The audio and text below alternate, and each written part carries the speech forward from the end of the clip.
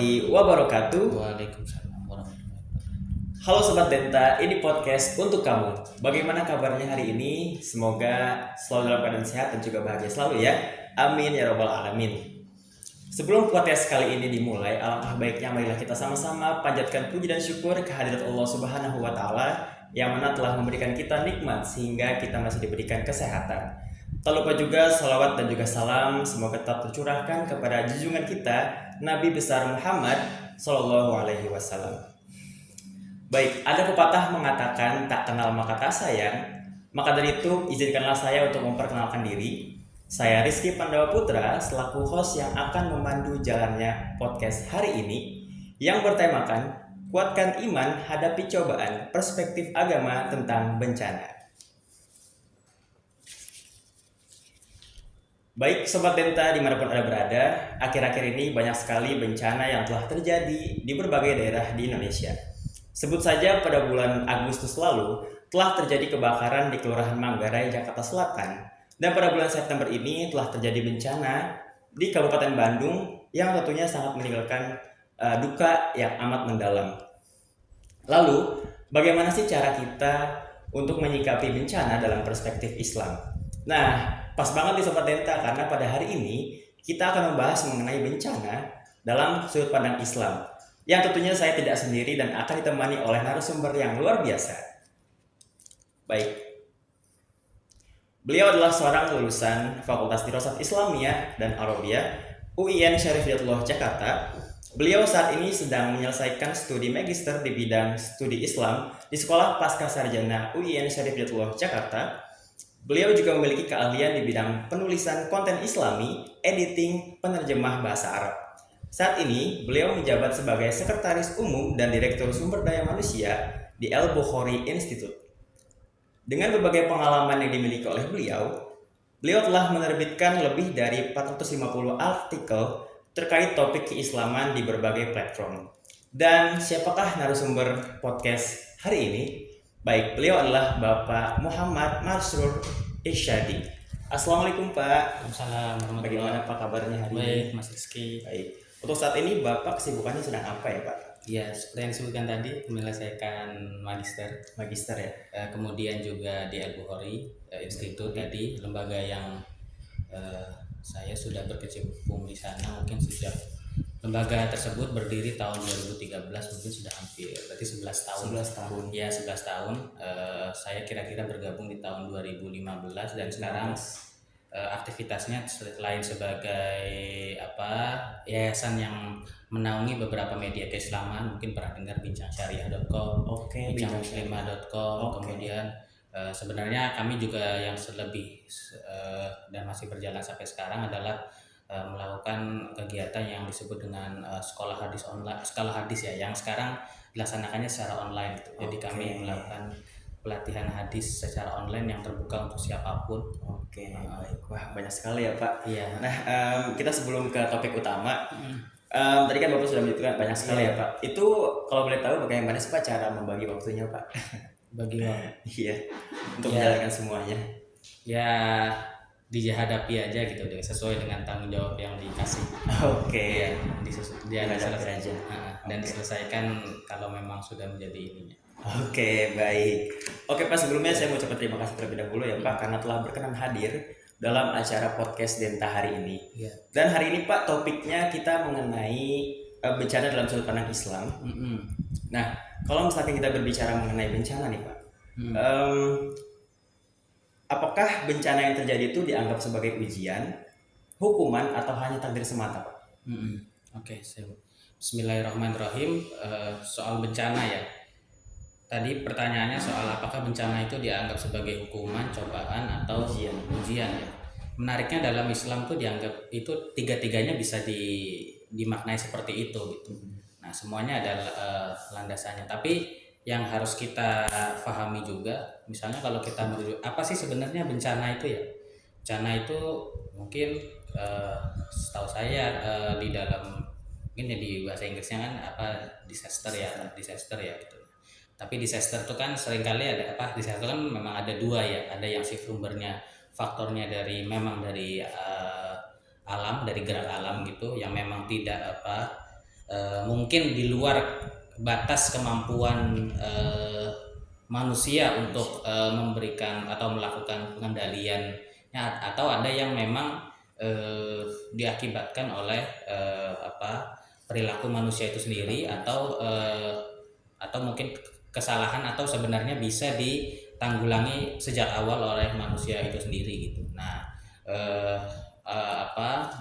Quran juga kerap berbicara dua-duanya gitu. Nah, dan istilah yang mungkin yang paling tepat kalau kita dudukan per yang namanya bencana gitu ya, bencana sebagai sesuatu yang pedih, yang negatif dan seterusnya, itu mungkin di dalam Al-Quran tuh ada banyak kata yang sering dipakai ya, misalnya kata azab ya, kemudian ada kata bala, nah, kemudian ada juga kata azab, bala, dan ada kata musibah ya, musibah. Nah, tapi seluruh kata-kata yang kita gunakan tadi itu sebenarnya, kalau karena konteks saya akan coba jawab dari perspektif agama ya, itu tema yang atau pesan yang ingin diangkat itu sebenarnya adalah mengembalikan peran manusia atau mengembalikan kedudukan manusia itu kepada bagaimana dia seharusnya menjadi manusia. Maksudnya bagaimana, apa tugas utama manusia diciptakan di dunia ini, selalu arahnya ke sana gitu. Nah, misalnya kata azab ya, Quran misalnya menggambarkan bahwa ada azab bagi orang-orang yang cerita-cerita umat terdahulu gitu, yang ingkar ya. Nah, itu sering disebut dengan azabun alim, azab yang pedih, azabun syadid, azab yang sangat berat. Nah, tapi itu pesannya selalu untuk orang yang sesudahnya, supaya nggak melakukan hal yang serupa gitu. Atau azab itu kalaupun diterima kepada orang tapi tidak sampai dimusnahkan, tidak sampai maksudnya mengakibatkan dia dalam pengertian azab yang menyebabkan kehilangan nyawanya, misalnya cerita-cerita azab Nabi ini kaum Nabi Nuh, azab kaum mana lagi, Nabi Lut, kisah-kisah seperti itu. Nah, itu azab untuk mengembalikan kalau manusia itu harus kembali ke jalan yang seharusnya atau kepada perilaku yang seharusnya. Itu satu. Nah, kemudian ada juga kata bala ya. Nah, bala ini juga.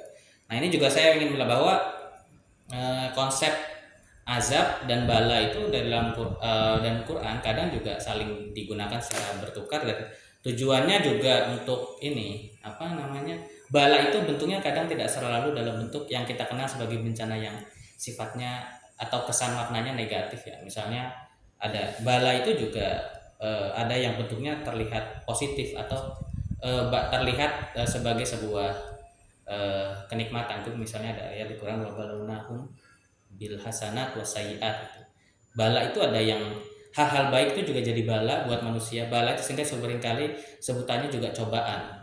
Nah, gitu. Jadi atau sesuatu yang nikmat yang tidak terlihat tidak mudah dicapai oleh manusia, kayak nikmat yang sangat besar, sehingga itu jadi sebenarnya pesannya adalah ujian gitu. Makanya kadang ulama kemudian menjelaskan kata bala itu sebagai uji coba manusia gitu, mengetes uji coba manusia. Kalau istilahnya kalau kan ada istilahnya kalau sekarang karakter seseorang diuji ketika ada cobaan. Orang kalau dikasih kenikmatan, kelancaran hidup atau kenikmatan, atau kalau mungkin teman-teman pernah baca buku yang Psychology of Money itu ya. Jadi orang itu dites ketika punya uang akan menunjukkan karakter asli seorang gitu. Dia akan bisa mengendalikan atau menjadikan justru malah menghamburkan atau memfoya-foyakan gitu. Nah, itu kira-kira konsep bala juga kayak gitu. Jadi untuk menunjukkan kapasitas atau menunjukkan menguji karakteristik manusia supaya lebih baik lagi. Kira-kira itu dulu sih. Oke, baik. Jadi memang bencana itu bisa dikatakan ketiga-tiganya ya Pak, karena tergantung dari bagaimana sih cara untuk mengembalikan peran manusia itu sebagai manusia yang sebenarnya gitu Pak. Berbicara mengenai itu Pak, bagaimana sih seharusnya umat beragama itu merespon hal tersebut Pak, di antara ketiga tadi itu Pak? Ya, tentu kita harus dudukan dulu ya, yang kita maksud seperti yang tadi saya sampaikan di awal, bencana yang kita ingin pahami itu apa dulu? Ada bencana yang tadi bencana yang faktornya dari alam semesta, atau dari faktor alam yang tidak mudah bagi manusia untuk melakukan apa namanya, mengendalikan, atau justru bukan dari berasal dari perilaku manusia gitu. Misalnya orang yang bencana orang yang terkena misalnya bencana, maaf, misalnya gunung meletus, atau bencana apa itu namanya, tsunami, atau bencana misalnya gempa gitu. Nah, itu satu. Nah, kalau untuk yang seperti itu tentu ya menyikapinya, eh, baik itu kebaikan ataupun seperti yang saya sampaikan tadi, kebaikan maupun keburukan itu kan semua menjadi dalam tanda kutip juga bencana yang menguji kualitas manusia gitu. Nah, bencana yang berbentuk kebaikan itu pembuktiannya adalah manusia menjadi orang yang bersyukur atau tidak. Bersyukur itu kan maknanya apa sih? Syukur itu kan sebenarnya adalah eh, meletakkan sesuatu pada eh, tempat yang seharusnya gitu. Nah, manusia itu bersyukur nggak sih, atau bisa menempatkan diri nggak sih ketika mendapatkan hal baik, atau ketika mendapatkan bencana yang tadi, makna bencana dalam bentuk yang keburukan, dia bisa bersabar sih atau enggak gitu. Nah, misalnya bentuk bencana tersebut adalah hal yang sifatnya dari alam semesta, atau misalnya dari faktor dari alam itu. Nah, kira-kira manusia sikapnya seperti apa sih ya? Tentu ada banyak pilihan juga ya. Misalnya ketika kita tahu bahwa Indonesia ini kan, kalau konteks gempa misalnya, ini saya sedikit mungkin ini agak di luar dari keilmuan saya, tapi yang saya ketahui itu kan misalnya Indonesia ini adalah memang berada di yang disebut dengan jalur vulkanik kan ya, dari mulai seluruh wilayah Indonesia sampai Filipina, Jepang, sana ada Asia Pasifik, sampai nanti di pantai barat benua Amerika, itu kan semua namanya istilahnya disebut dengan, tahu saya apa bahasanya, jalur vulkanik atau cincin api atau apanya. Jadi maksudnya misalnya Indonesia adalah wilayah yang memiliki banyak wilayah yang berada di gunung berapi gitu. Nah, mungkin makna dari atau upaya untuk menyikapinya adalah mungkin ya kita teknologinya sudah sangat maju ya saat ini, misalnya memahami dengan baik posisi, atau memahami dengan baik bagaimana ketika orang itu tinggal di lingkungan yang dekat atau berada di jarak yang mungkin masuk di jangkauan atau radius ketika gunung api tersebut erupsi gitu. Dan tapi kan nanti ada intervensi-intervensi yang sifatnya menggunakan teknologi untuk menghindari itu, agar supaya bisa tidak menjadi bencana, misalnya dialirkan dan seterusnya. Nah, itu mungkin diantara bentuk dari sikap ya. Sikapnya itu ya ada apa ya? Diantaranya adalah walaupun itu sifatnya dari alam semesta yang bukan merupakan dari perilaku manusia asalnya, nah tapi manusia mungkin bisa berupaya untuk supaya meminimalisir bencana atau meminimalisir dampak buruk dari kemungkinan dari potensi ya, dari bencana yang sifatnya berasal dari alam. Itu satu.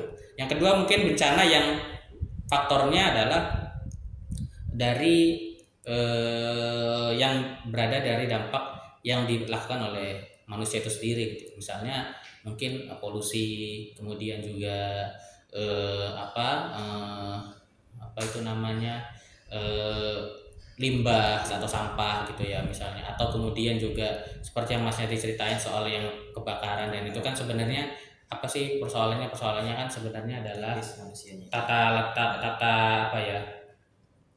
letak bangunan dan juga struktur aliran kelistrikan. Nah, itu kan sifatnya adalah upaya manusia atau apa yang terdampak karena perilaku manusia itu sendiri ya.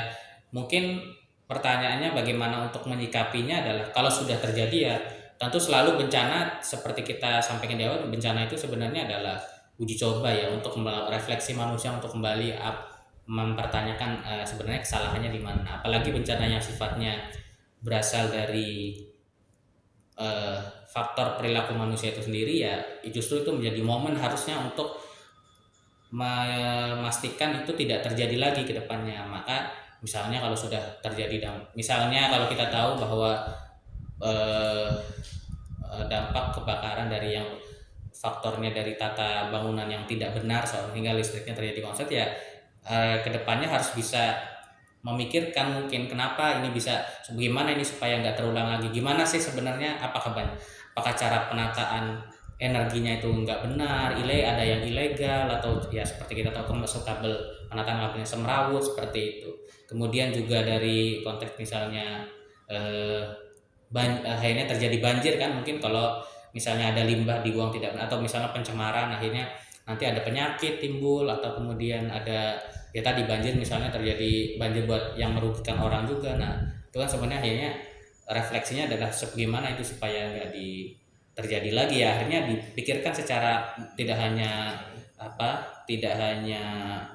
mungkin soal etika dan omongan harus seperti kita berupaya untuk nggak terjadi lagi harus, tapi juga ada hal-hal teknis yang kita harus juga tata gitu. Misalnya nggak boleh lagi misalnya orang buang, jangan sampai ada orang masih buang sampah ke sungai.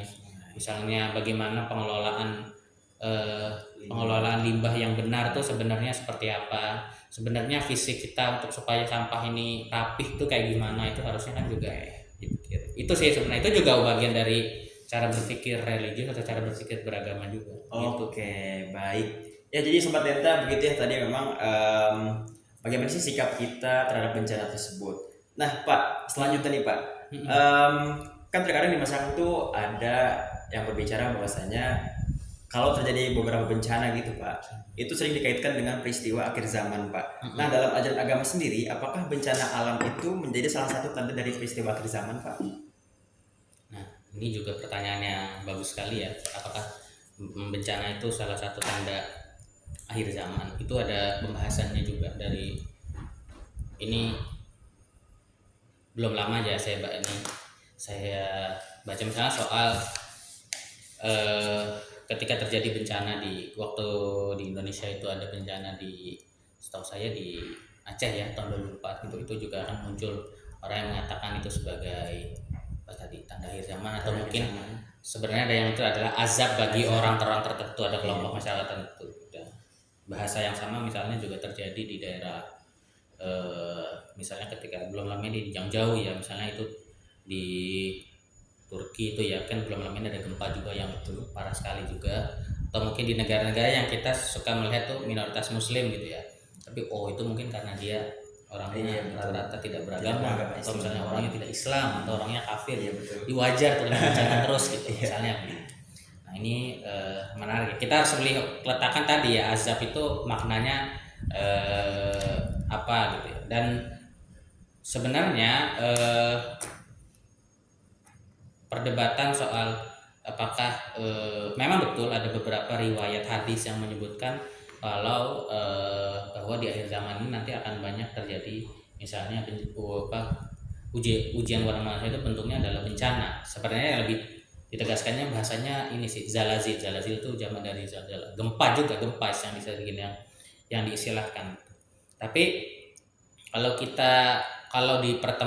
itu didudukan dengan sains kan sebenarnya gempa itu kan selalu terjadi dari masa ke masa gitu ya. Selama sepanjang sejarah manusia itu kan akan ada selalu terjadi gempa gitu ya. Mungkin kita harus letakkan tidak dalam pengertian murni hanya tanda akhir zaman ya.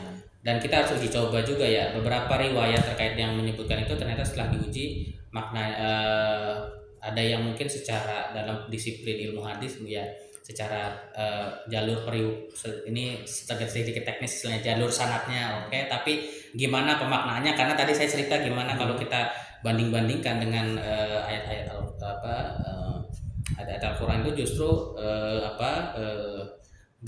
gempa atau kemudian azab itu tidak selalu maknanya adalah azab bagi orang tertentu, tidak selalu maknanya adalah tadi tanda akhir zaman sehingga kita menjadi pasif atau mengatakan itu tidak perlu kita tanggulangi gitu, atau kemudian juga kita bersikapnya kalau ini tanda akhir zaman. Sebenarnya penjelasan itu disebut sebagai tanda akhir zaman sendiri sih sama-sama yang makna tadi ya, uji coba manusia atau merefleksikan lagi apa sih sebenarnya tugas manusia di muka bumi. Sebenarnya kan kesana arahnya juga ya.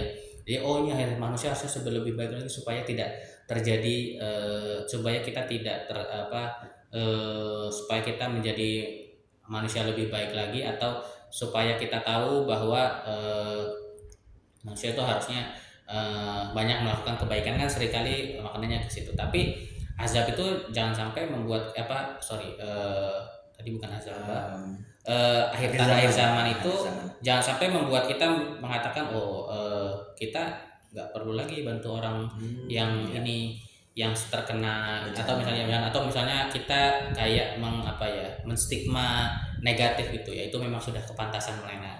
Maknanya bukan seperti itu. Jadi kita harus dudukan persoalan kebencanaan itu sebagai takdir yang sebenarnya bisa ditanggulangi, tapi kalau sudah terjadi manusia harus membantu karena dia kondisinya adalah sedang sedang butuh bantuan gitu. Itu sebenarnya yang harus terjadi, bukan tenggelam di dalam atau menikmati bahwa ini sebuah tanda-tanda akhir zaman sehingga manusia itu tidak perlu membantu gitu. Nah, gitu sih, karena ya hadisnya sebenarnya yang sifatnya seperti itu juga. Bahkan sebenarnya ada banyak lain hadis-hadis yang lain yang justru malah mendorong kita untuk lebih tidak melihat kejadian itu sebagai sebuah pesimisme ya, tapi justru malah optimis gitu. Itu ada hadis yang kira-kira maknanya adalah andaikan besok kiamat tapi kemudian kita ada punya pohon yang perlu ditanam, ya udah tanam aja gitu. Nah, dia gerisah gitu kan ya. Gitu. Jadi maknanya supaya tidak diarahkan kepada pesimisme, tapi bahwa ini diarahkan menjadi sikap optimis atau selalu menyesuaikan atau mencari makna mencari langkah ke depannya yang lebih positif. Oke, baik. Jadi memang kita tetap harus optimis ya Pak. Jangan sampai kita larut terhadap itu kata-kata dari akhir zaman itu sendiri ya Pak. Oke, baik. Nah Pak, soal terlena nih Pak. Kan terkadang ada beberapa masyarakat yang mereka tuh tidak peduli terhadap dengan bencana. Dia nggak merasakan apa itu bencana, tapi ya udah biarin aja udah ini yang kena bencana. Nah, bagaimana Bapak sendiri itu menyikapi masyarakat yang memang tidak peduli terhadap bencana, dan apakah ada hukumnya Pak dalam Islam apabila masyarakat itu tidak peduli dengan bencana? Hukum dalam pengertian apa nih? Hukum Islamnya Pak. Hukum terkait dengan masyarakat yang tidak peduli terhadap saudara-saudara yang terkena bencana. Iya. Ya tentu hukumnya jelas berdosa ya, saya berdosa ya. Tapi kita harus ya gini, ajaran agama itu kan juga ada yang sifatnya hubungan manusia hanya murni kepada Allah Subhanahu wa taala, atau yang sifatnya vertikal. Nah, ada juga yang praktik. Nah, kita tahu bahwa seluruh perintah sholat, misalnya hampir seluruh perintah sholat dalam Al-Quran itu rangkaiannya misalnya dengan perintah zakat. Jadi itu kemudian dijelaskan oleh para ulama kalau bahwa sesuatu yang sifatnya hubungannya kepada Allah Subhanahu wa taala itu mesti termanifestasikan juga dalam hubungan yang sifatnya adalah kepada sesama umat manusia gitu. Nah, prinsip etika itu sih sebenarnya jadi dasar sih untuk kemudian kita melihat bahwa orang yang, kalau tadi ada orang yang mungkin belum terlalu peduli dengan bencana, atau belum terlalu peduli, bukan terlalu peduli dengan bencana ya, tidak hanya belum terlalu peduli dengan bencana, tapi tidak atau acuh terhadap orang yang sudah sedang terkena bencana, itu ya adalah kita harus dudukan kalau agama Islam itu juga mengajarkan praktik-praktik beragama yang sifatnya membantu sesama manusia, atau yang sifatnya adalah dukungan sosial gitu ya, penguatan masyarakat gitu. Kalau ditanya landasannya apa, misalnya di Islam itu sendiri ada yang namanya konsep fardu kifayah ya. Fardu kifayah itu apa sih? Wajib fardu kifayah gitu. Jadi kalau belum ada yang membantu itu bisa salah semua orang atau selainnya dibilangnya berdosa semua. Tapi memang kalau sudah ada yang membantu, maka yang lain gugur kewajibannya untuk membantu gitu. Nah, tapi kadar membantu ini nanti mungkin kita bisa lihat ya, misalnya dalam konteks bencana itu siapa, kalau memang konteks bencana itu masih membuat orang yang terdampak itu belum kembali kepada kehidupan yang semestinya seperti yang lain gitu, maka itu menjadi tanggung jawab masyarakat lain yang kondisinya sedang normal gitu.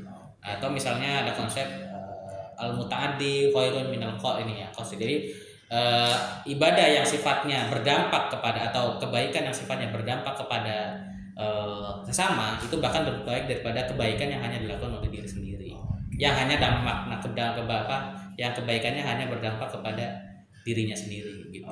Nah, itu mungkin sih landasan kalau orang bertanya apa hukumnya dan gimana pesannya kepada orang yang masih belum terlalu peduli itu tadi. Oke, baik ya. Jadi itulah Sobat Denta tadi penjelasan dari Bapak Masrur. Ya, perlu dicatat ya Sobat Denta. Nah Pak, kita beralih ke pasca bencana nih Pak. Kan kalau misalnya terjadi bencana, terkadang ada rasa trauma, baik itu trauma fisik maupun psikologis ya Pak. Nah, apakah ada anjuran khusus dalam Islam tentang bagaimana menyikapi trauma dan kesulitan psikologis pada pasca bencana Pak? Seperti itu. Iya. Kesulitan psikologis pasca bencana ya. Nah, itu sebenarnya tadi balik kepada konsep apa namanya dukungan yang lain yang masih apa itu namanya, pertama dukungannya dari yang lain yang kondisinya tidak terdampak bencana itu, atau dukungan dari mereka yang kondisinya lebih baik atau kondisinya di fase normal itu ya. Maka jawabannya adalah ajaran agama ya balik lagi kepada konsep fardu kifayah itu ya, harusnya memberikan dukungan kepada mereka yang terdampak, mungkin termasuk yang akhirnya dampaknya adalah masih memiliki trauma psikologis atau mungkin apalagi tadi istilahnya trauma fisik dan seterusnya gitu. Makanya ada bantuan tadi, hubungan bantuan kesehatan, kemudian kesehatan itu juga hanya kesehatan fisik tapi juga kesehatan mental dan seterusnya. Memang konsep dasarnya buat manusianya adalah misalnya nah tapi saya bukan orang psikologi, tapi mungkin ini bisa jadi pertimbangan atau mungkin bisa jadi perbandingan ya, atau kalau memang nanti ada penjelasan psikologi yang lebih baik bisa ditambahkan ya. Misalnya memang di Islam itu ya konsepnya adalah sebenarnya sabar itu bukan berarti tidak melakukan apa-apa ya. Ini menarik konsep sabar ya. Sabar itu sendiri kan sebenarnya adalah proses dia menerima kondisi tidak normal dan proses beradaptasi dengan keadaan gitu ya. Nah mungkin pada dasarnya manusia ketika sedang berada dalam kondisi atau terdampak bencana itu mungkin harus mendudukan kalau misalnya ini bagian dari apa ya, peristiwa yang sudah menjadi takdir Allah Subhanahu wa taala. Enggak mudah, tapi ya dia harus terus berproses bahwa dia sebenarnya sebagai manusia dan sebagai makhluk Tuhan itu sebenarnya akan diberikan jalan untuk kembali lebih baik gitu, atau diberikan jalan untuk bisa bangkit dan bisa beradaptasi dengan keadaan, karena pada dasarnya ya Allah akan ujian itu kan sebenarnya liyabluwakum ayyukum ahsanu amala ya, untuk menguji gitu siapa yang amalnya paling baik. Maksudnya juga menguji sejauh mana dia bisa melihat ini sebagai ketetapan Allah yang bukan tidak berarti dia hanya diam saja gitu, tapi dia bisa beradaptasi. Ini mungkin istilah yang paling pas untuk memaknai sabar juga khusus konteksnya dengan trauma psikologis adalah self healing itu, atau berupaya untuk terus beradaptasi bahwa apa yang terjadi ini sejatinya akan berlalu juga gitu. Manusia itu pada dasarnya selama dia masih diberikan kehidupan, maka kehidupan itu adalah anugerah dan manusia itu akan bisa berproses untuk kembali normal gitu pada dasarnya. Nah tentu ini jangan dipertentangkan dengan orang yang oh kan nanti juga dia akan normal sendiri gitu. Tentu ya dua-duanya harus berjalan ya. Jadi manusianya juga manusia sebagai individu yang terdampak juga harus mempunyai harus didorong untuk memiliki mental seperti itu. Tapi hal-hal ini juga kan kalau manusia itu juga belum mampu ya harus ada yang membantu untuk memberikan dukungan psikologis atau memberikan bantuan psikologis atau juga trauma healing yang juga sifatnya psikologis dan juga fisik tadi ya. Itu ada banyak kok. Mungkin kalau teman-teman suka baca buku ya, misalnya ada baca ini konteksnya memang bukan yang Islam ya, misalnya ada buku namanya Man's Search for Meaning itu ya. Jadi ya udah gitu, jadi manusia itu harus terus berproses bahwa kondisi yang tidak normal yang sedang dihadapi akan berlalu gitu, dan manusia diberi potensi untuk menghadapi dan menyelesaikan itu semua. Itu sih jadi kalau baik. Jadi memang dengan cara memberikan dukungan baik fisik maupun psikologisnya, iya, dan juga sabar tadi ya Pak. Iya. Nah, apakah kalau misalnya berdoa dan juga berzikir itu apakah termasuk juga Pak? Oh iya, termasuk itu. Berdoa dan zikir itu sebenarnya juga bagian dari, tentu adalah kesadaran ya bahwa manusia itu bagian dari rangkaian struktur atau rangkaian dari makhluk Allah Subhanahu Wa Taala ya, yang tadi dianugerahi. Manusia itu kan kalau kata Quran kan fi ahsani taqwim ya. Jadi kediriannya atau strukturnya itu dari awal tuh sudah paling bagus gitu. Paling secara fisik juga diberikan secara fisik berfungsi dengan baik ya, dengan ada yang takdir yang mungkin kurang sempurna, tapi secara fisik sudah ditakdirkan baik, dan yang paling utama sebenarnya adalah dianugerahi hati nurani dan juga dianugerahi akal pikiran sehingga bisa mengambil sikap bagaimana seharusnya bertindak gitu. Nah, itu sebenarnya menjadi tadi ya momentum bahwa termasuk diantaranya dia juga berdoa dan berzikir. Berzikir itu kan sebenarnya lebih mendudukan supaya manusia itu sadar dia hidup dalam sistem alam semesta yang sebenarnya bisa kok, sebenarnya akan membawa dia kepada kebaikan gitu ya. Oke, baik. Jadi Sobat Denta, itulah tadi ya mengenai sikap kita pada pasca bencana baik trauma fisik maupun psikologisnya. Baik Pak, kita selanjutnya nih Pak, kita tentang pemerintahnya nih Pak. Apakah dalam pandangan Islam ada kewajiban atau tanggung jawab bagi masyarakat untuk membantu pemerintah dalam pemulihan pasca bencana, dan apakah ada ayat Al-Quran yang menjelaskannya Pak? Merujuk kepada ayat Al-Quran ya, manusia itu kan katanya dijadikan khalifah fil ard ya. Jadi khalifah itu apa sih? Khalifah itu kan sebenarnya adalah representasi pemberian atau yang menyalurkan nikmat Allah, atau menyalurkan atau studi minta untuk jadi uji untuk mengelola alam semesta ini dengan sebaik mungkin. Maka hubungannya dengan apakah manusia itu harus membantu pemerintah, dan sebenarnya ya itu semua bagian dari payung besar makna khalifatullah fil ard itu gitu. Jadi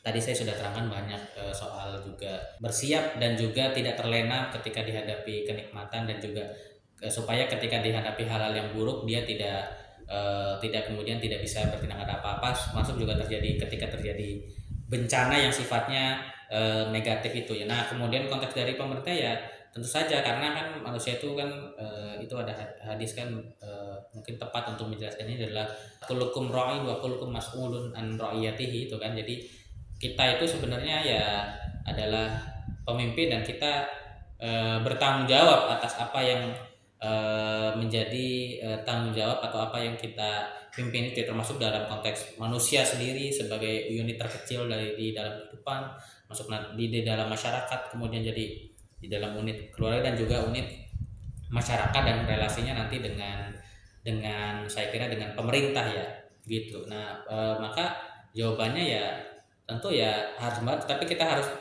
dudukan juga secara proporsional apa yang dimaksud dengan membantu itu, karena tentu pemerintah itu kan sendiri menjadi pemerintah karena dia telah bersedia menerima amanat untuk menerima amanah atau ditugaskan untuk eh, memberikan layanan publik yang terbaik untuk masyarakat yang dipimpinnya gitu. Jadi relasinya juga harus resiprokal, harus dari dua arah ya gitu. Jadi pemerintah sendiri juga harus punya visi gitu untuk eh, mempersiapkan misalnya minimal terhadap bencana-bencana yang bisa ditanggulangi gitu, misalnya bencana pencemaran lingkungan itu kan juga bisa dikategorikan bencana tadi, seperti kebakaran di sebuah wilayah padat penduduk, mana lagi bencana apalagi kira-kira bencana itu kan limbah, kemudian bencana supaya tidak ada orang yang membuat sistem yang untuk penataan lingkungan sehingga tidak ada orang yang buang atau sampah tidak masuk ke jalur-jalur air sehingga nanti dalam jangka waktu yang lama akan menyebabkan banjir misalnya, kayak gitu sih. Oke, baik. Selanjutnya nih Pak, kira-kira apa saja sih Pak tantangan yang dihadapi dalam pemulihan pasca bencana? Ini pasca bencananya Pak. Tantangannya kira-kira apa saja ya Pak?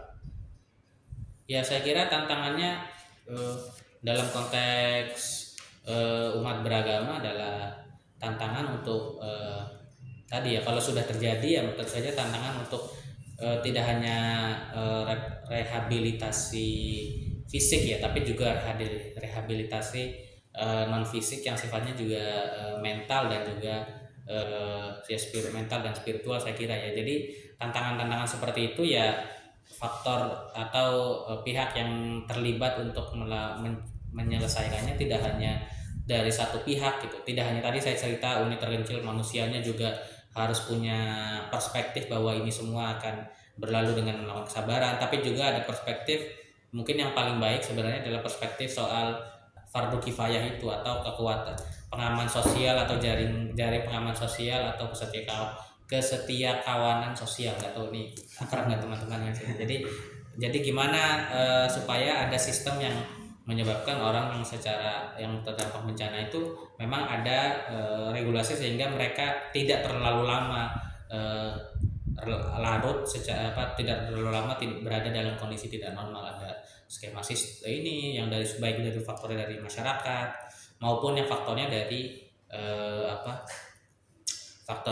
bantuan dari masyarakat, sesama masyarakat itu sendiri. Saya kira mungkin nggak tahu kalau di kota-kota besar tuh model-modelnya cukup banyak ya, yang tadi masuk teman-teman sendiri misalnya ada skema kalau ada bencana ada bisa ikut terlibat. Nah itu harusnya kan juga harusnya hal-hal seperti ini diperbanyak di berbagai tempat sehingga kondisi terdampak bencana yang merupakan kondisi tidak normal atau kondisi yang tidak dalam kondisi yang semestinya buat seseorang itu tidak berada dalam kondisi yang terlalu lama. Oke, baik. Itu sih saya kira. Terkait dengan bencana nih Pak, kan ada bencana yang memang disebabkan oleh manusia itu sendiri ya Pak. Iya. Nah, kan salah satu upayanya adalah menjaga alamnya itu sendiri. Nah, apakah ada kewajiban untuk menjaga alam bagi masyarakat dalam pandangan Islam, dan bagaimana strategi yang sebaiknya dilakukan oleh pemuka agama untuk melakukan mitigasi atau lebih sadar terkait dengan bencana? Wah, iya banyak sekali ya. Tidak hanya sebenarnya tidak hanya lewat landasan-landasan kagak dalil dalam pengertian teks-teksnya, tapi juga di dalam praktik beragama, dalam praktik beragamanya itu sendiri. Nah misalnya supaya misalnya apa sih, kalau agama ini kan juga mengajarkan kita untuk memanfaatkan apa yang dianugerahkan oleh alam semesta ini dengan wajar kan. Sehingga misalnya saya mungkin nggak tahu ini misalnya dalam konteks cara kita mengkonsumsi sesuatu ya gitu. Sumber-sumber yang dianugerahkan oleh alam semesta ini atau dianugerahkan oleh lingkungan atau alam ini yang bisa kita gunakan kita konsumsi sebagai makanan untuk bertahan hidup gitu. Nah, cuma kadang kan kita juga terus mungkin berinovasi dan juga mencari bentuk-bentuk makanan yang lain, atau sehingga mungkin manusia lebih sering memakan sesuatu yang akhirnya mungkin lebih dikatakan sebagai makanan cepat saji yang mungkin over gitu, sehingga dia ya ujung-ujungnya nanti ada dalam tanda kutip mungkin bencana yang sifatnya tidak hanya terkena dia tapi juga terkena orang yang eh, orang yang banyak yang serupa gitu ya, misalnya terkena penyakit tertentu karena mengkonsumsi sesuatu yang kurang sehat dan seterusnya gitu. Itu sih. Oke, baik. Ini kita ke pertanyaan terakhir nih Pak ya. Iya. Oke. Jadi sebelumnya tadi udah dibahas sedikit sih mengenai azab ya. Nah, kan Indonesia sendiri kan itu negara yang mayoritas Muslim. Iya. Nah, apabila bencana ini terjadi di negara-negara minoritas Muslim seperti Jepang, China, Thailand, apakah itu bisa dikatakan sebagai azab, Pak? Oke.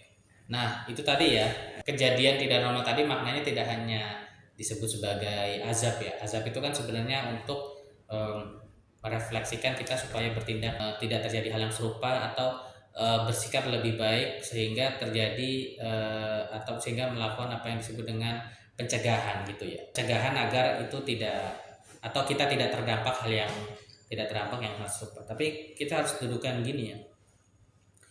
Setahu saya misalnya kayak konteks, saya tidak tahu di tempat lain, tapi misalnya terkait dengan gempa saja di Jepang itu kan sebenarnya malah salah satu upayanya adalah mereka sudah berhasil membuat struktur konstruksi yang bisa sesuai dengan kondisi Jepang yang memang selalu sangat rawan atau sangat berpotensi untuk terjadi gempa gitu ya. Misalnya kayak itu kan misalnya kalau di tempat kita ini kan masih sangat bangunannya itu sangat sangat keras sehingga ketika terjadi hal-hal yang kayak tadi itu pasti dampak buruk terhadap fisik manusianya itu sangat luar biasa gitu ya. Nah, ini mungkin belum ada untuk pencegahannya yang lebih lengkap gitu misalnya di Jepang misalnya itu sudah lebih baik. Nah, saya kira itu sebenarnya kita jangan terlalu fokus kepada melihat itu azab atau bukan ya, tapi kita harus melihat bahwa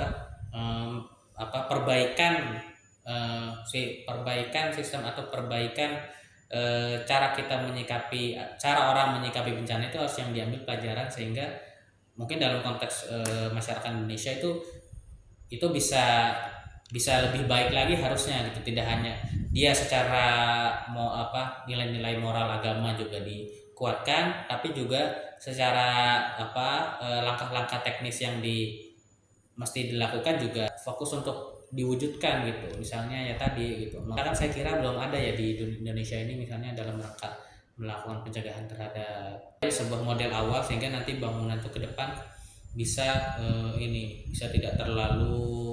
bisa kuat terhadap bencana, misalnya kayak tadi kuat tahan gempa dan seterusnya gitu.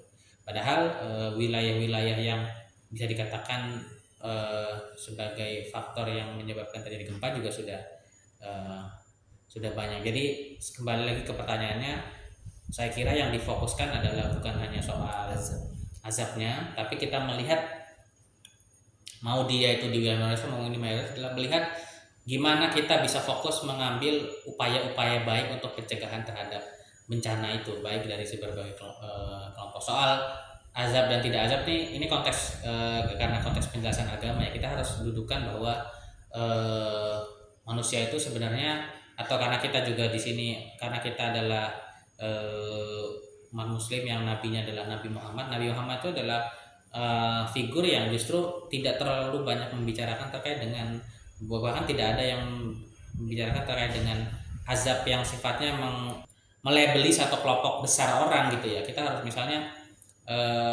Nabi Muhammad itu ini sebenarnya ini contoh untuk menggambarkan bahwa kita gak mudah melabeli satu kelompok. Karena minoritas tuh itu nanti berarti biasa tuh banyak azab kayak di Amerika. Kalau nggak tahu suka nonton di Amerika itu kan suka terjadi puting beliung yang betul. Wah itu kalau itu ntar rumah hancur semua satu ini sekota gitu ya, atau nilai etiknya ya. Jadi Nabi Muhammad suatu ketika pernah dakwah kepada orang-orang seingat saya ya di satu wilayah namanya Taif ya.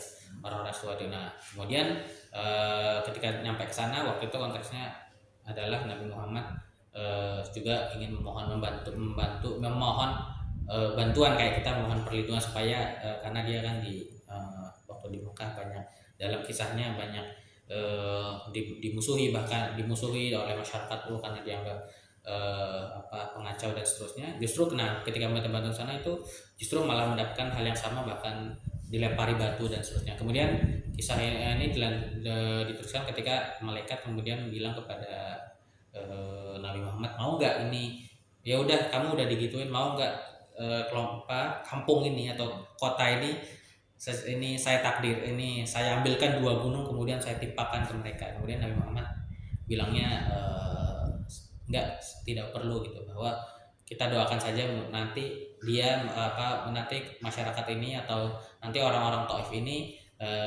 akan beriman, atau nanti mereka seperti itu karena tidak tahu. Nah, kita doakan supaya nanti ada orang-orang yang beriman dari keturunan mereka. Nah, ini kemudian terjadi di banyak peristiwa ya di Nabi Muhammad ya, gimana orang-orang juga jadi musuh Nabi Muhammad nanti punya anak yang justru mendukung Nabi Muhammad, punya anak yang beriman dan seterusnya. Dan jadi kita harus melihat bahwa yang dilihat adalah upaya-upaya baik mereka untuk menanggulangi bencana, bahwa kemudian itu belum beriman atau dia, itu adalah hak prerogatif Allah Subhanahu wa taala. Manusia cuma bisa menjelaskan aja apa yang baik dan tidak gitu, atau bagaimana Islam itu seperti apa, tapi kemudian kalau beriman itu menjadi hak prerogatif Allah Subhanahu wa taala. Gitu sih. Baik. Ya, jadi sobat Denta perlu dicatat ya.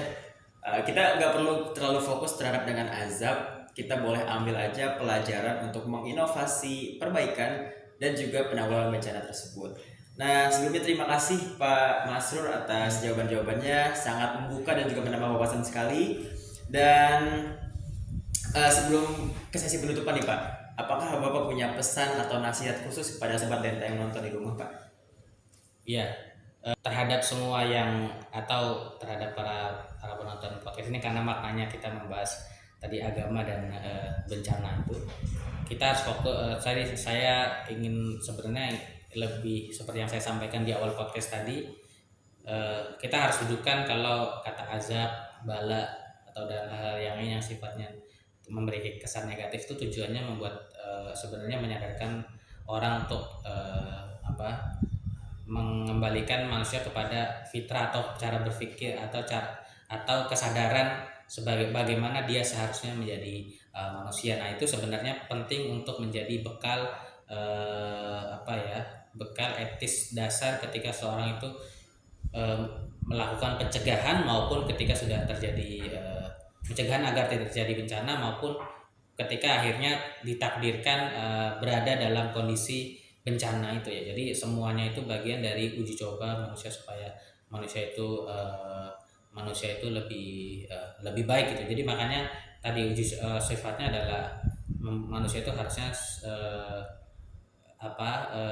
tadi ya bersyukur. Kalau dalam kondisi yang normal ya dia harus bersyukur dalam prakteknya di sana dalam konteks cegah bencana tadi adalah jangan sampai dia terlena dan banyak sifatnya justru mungkin dikatakan kalau hari ini kita ego ternyata ya udah saya maunya ini, saya mau makannya yang enak-enak terus, atau saya mau makannya ya terserah saya gitu. Kemudian kalau saya maunya kemudian saya sama itu nanti juga ada yang bersihin, bisa buang aja di sini gitu. Misalnya seperti itu kita harus, sehingga bahwa apa yang kita lakukan itu ya nanti akan ada dampaknya ya, nanti baik itu dampak baik kita juga diuji supaya lebih mau bersyukur dia. Kalau dampaknya lebih buruk ya kita mau sabar atau tidak gitu sih kira-kira. Oke, baik ya sobat Denta, perlu dicatat ya tadi nasihat dan juga pesan yang telah disampaikan oleh Pak Masrur ya. Oke, baik, sebelumnya terima kasih Pak Masrur atas kesediaan menjadi narasumber pada podcast kali ini. Daripada teman-teman sobat Denta yang menonton di rumah, apabila ada pertanyaan ataupun ingin berdiskusi, memberikan tanggapan, silahkan boleh tuliskan komentar kalian di kolom komentar sosial medianya Denta. Pak, ini terakhir banget Pak, kan Denta itu punya jargon nih Pak. Iya. Jadi kita punya jargon kalau misalkan saya bilang Denta Win Jakarta, nanti kita jawabnya mengabdi untuk masyarakat. Nah, apakah kita boleh buat, Pak? Oh, boleh, boleh, boleh. Oke, baik. Gimana? Latihan dulu apa gimana? Oke, tadi kalau misalkan saya bilang Denta, Iya. boleh dijawab mengabdi untuk masyarakat. Oh, gitu. Oke. Tangan kanan apa tangan kiri? Tangan kanan, Pak. Oh, tangan Oke. kanan. Siap ya, Pak? Iya, boleh. Oke, Saya baik. gimana? Kamera sana. Kamera sana. Ya, oke. Denta Win Jakarta mengabdi untuk masyarakat. Oke. Terima kasih ya Pak atas Ya. kesediaannya menjadi narasumber pada podcast Denta hari ini. Dan saya Rizky Pandawa Putra selaku host pada podcast kali ini pamit undur diri. Apabila ada kesalahan kata dan kekurangan mohon dimaafkan. Sampai jumpa di podcast Denta selanjutnya. Wassalamualaikum warahmatullahi wabarakatuh. Waalaikumsalam warahmatullahi wabarakatuh. Oke, terima kasih Pak. Masih ya.